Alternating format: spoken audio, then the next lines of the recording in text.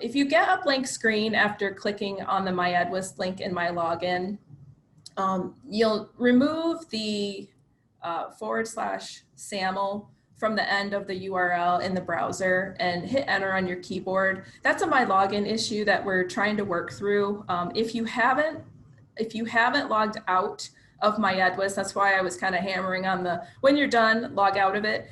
Because if you don't log out and then you go to get back into it, even if you close your browser and then go to get back into it, it's still seeing that you're logged in, but it comes to a blank page. So we're working on fixing that, but here's the tip on how to get around that. If you remove that SAML at the end and hit enter, it'll log you in immediately. Always start at my login to access miehdwis. Save the appropriate my login page as a favorite so that it's always there and you can log into my login and then get to miehdwis. If you do start at miehdwis homepage, you'll click the button for the appropriate my login. And I do have the page here with the direct miehdwis URL, which is miehdwis.michigan.gov.